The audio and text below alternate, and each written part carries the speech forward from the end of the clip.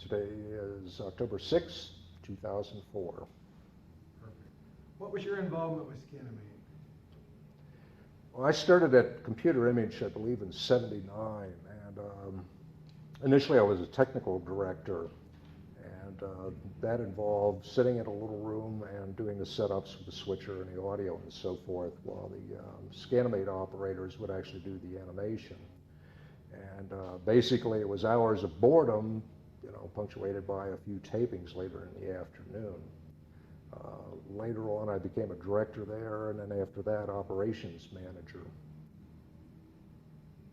What was it like to work at Computer Image? Working at Computer Image was probably one of the most fulfilling and bizarre career periods in my life. We had incredibly talented animators and artists there, and but it was an insane asylum at times.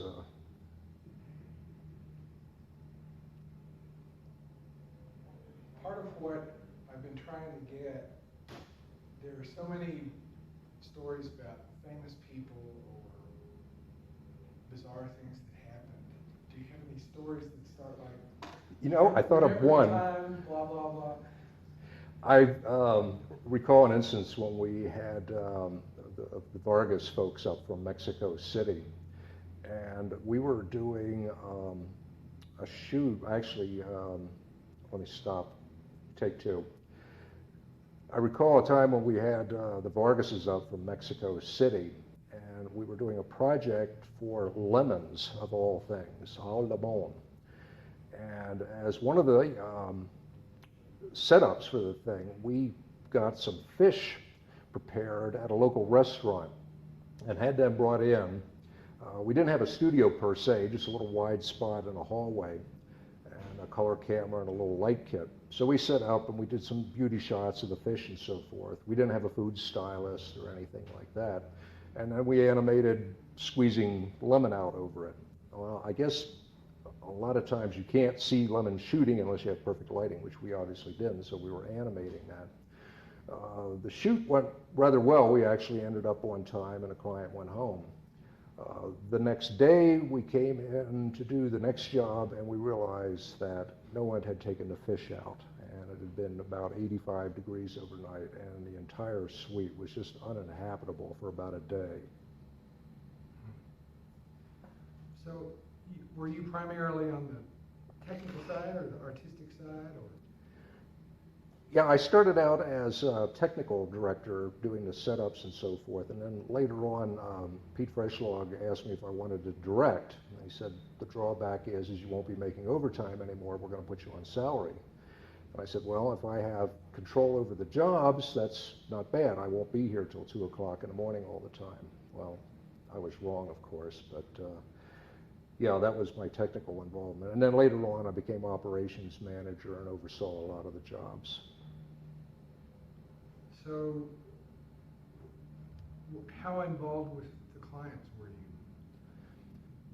When I was directing jobs at Computer Image, I was dealing directly with the clients. Typically, we would get storyboards, often from overseas, and go over those things when they would show up in town. Typically, because of the amount of money involved, they would send committees full of people up. And I always asked them to choose at least one spokesperson so that we would, be able to move on in a timely manner.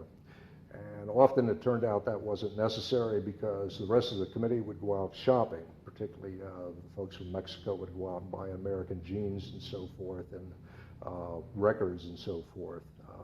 They particularly liked to grab 33 albums so that they could rip off the music tracks from them.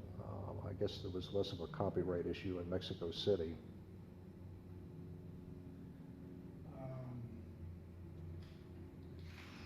Did you work with any famous people? Yeah, sorry, we That's all right. said.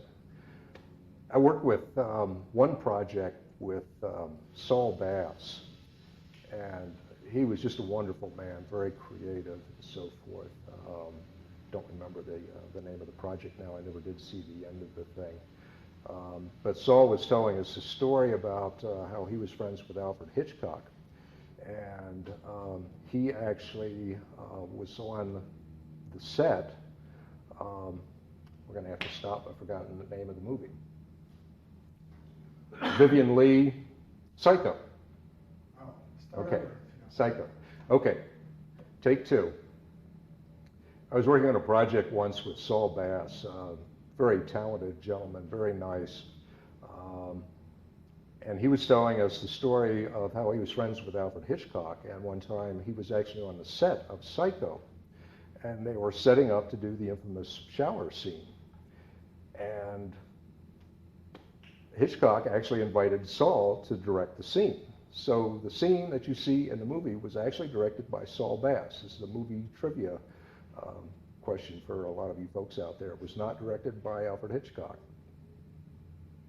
Anybody else?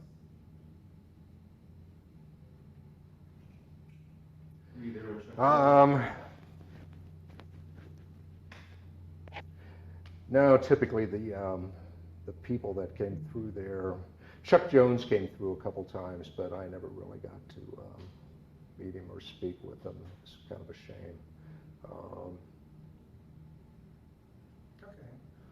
Yeah, typically they were, producers or, just somebody who wanted to come to Denver, and they brought the storyboards, and they were the ones that were going to say faster, slower, more red. What typically was your approach to a job? What would happen in the process? I had a quote in a magazine once, Millimeter, I believe it was, that was something along the lines of get the job done on time, on budget, take the money and run.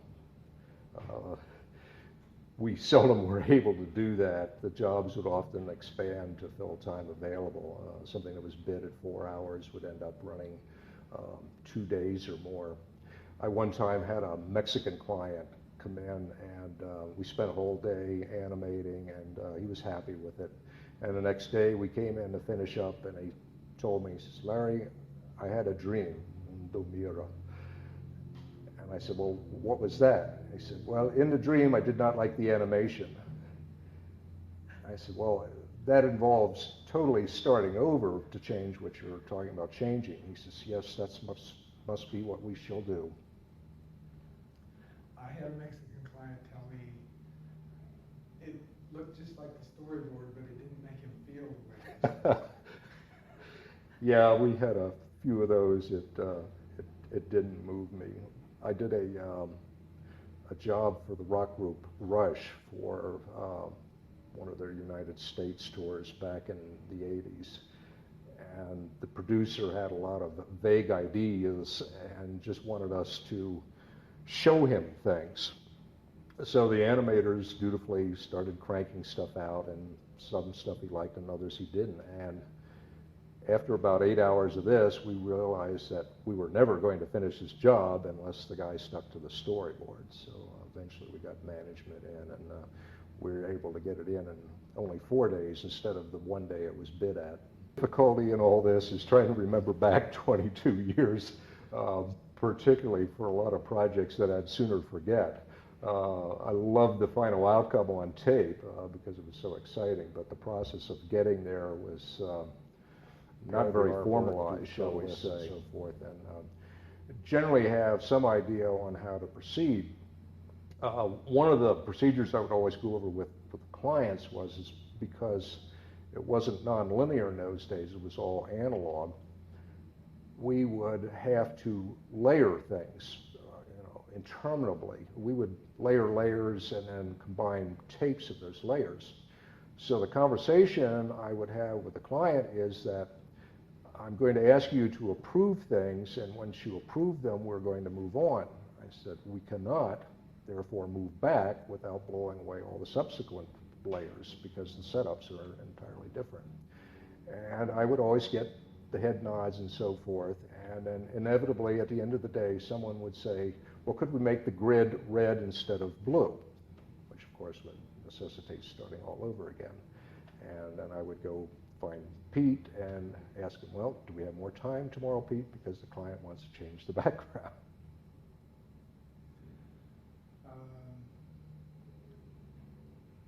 Is there one thing or one project that sticks out in your mind that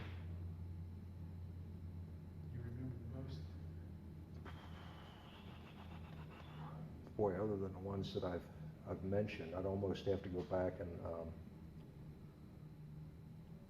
look at the reel again. Okay, another short story. We did a job for a local television station one time, and the producer came over. We went over the storyboards, produced the animation. He took it back to his boss, and his boss didn't like it. Well, we were somewhat concerned because we'd spent a good deal of time and money creating that.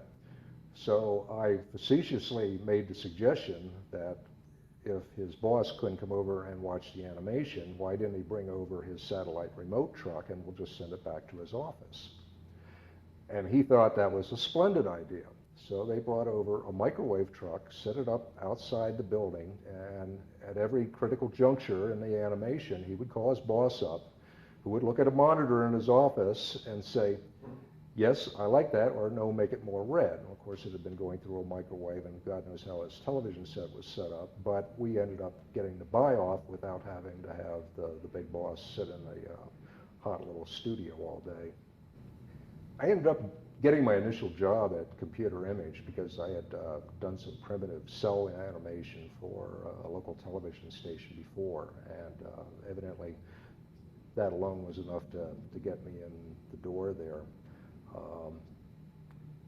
It was a wonderful time. I enjoyed working with all the people and doing all that work, but when it ended, there really weren't any other opportunities in this market. I wanted to stay in Denver, so I ended up somewhat reluctantly getting out and staying out of animation ever since. Of course, shortly thereafter, there was a quantum leap to digital animation, and today I'm just totally in awe of what you see on the movie screen, and would love to have still been involved with it, but there was that critical transition period that unfortunately I was out of the loop. Am I speaking in complete sentences? I'm trying not to say Perfect. Is there, from having gone through all that, is there any advice you would give a young kid starting out today?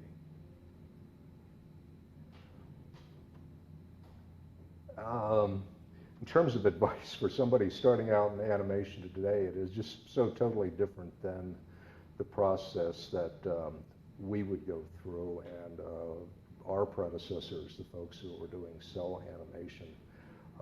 I think today, if someone has a love of computers and video games and has an infinite amount of patience, they'd probably enjoy the field. But I would highly recommend looking at some of the making of documentaries on DVDs for some of the heavy CG movies before one decided that that was the career move that they wanted to make. God, I can't believe I'm making this stuff up. Well, I think I've got what I need. Can you think of anything else that would be a good story? Did you work with Dominic Yaya at all? I worked with Dominic Yaya on a couple projects, and unfortunately, I can't remember what they are. I believe he's since passed on. An immensely talented individual. He would sit in the control room and do just fantastic storyboards in ink and just blow us away. I wish I had a couple copies of the things. Very flamboyant person, knew exactly what he wanted, a tremendous sense of style. Wonderful guy, very talented. What were your impressions of Lee? Yeah, that's what I was just going to ask. Lee Harrison, frankly, a lot of us didn't see a lot of him. Lee, as everyone knows, his focus was on the technical aspect, and he was really interested in designing and selling the equipment and viewed the production arm as just more or less a proving ground for that equipment. And I think he found it interesting that we would get all these clients in from all around the world, but basically he was interested in progressing computer animation in a technical sense. He could also tap dance a little bit. He used to come in and either entertain or dismay our clients by tap dancing and playing his nose like a trombone. Wasn't he the source of some of the animation of Manwag? I think with the tap dancing? Lee, when I was there in the 80s, had virtually no involvement at all with the production process. We seldom saw him, and he didn't come back to make suggestions or anything else. He was just mostly concerned with, the equipment functioning properly.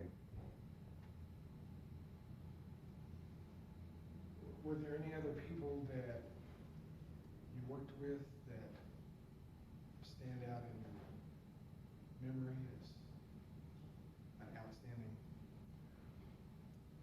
Yes, but the libel laws still apply.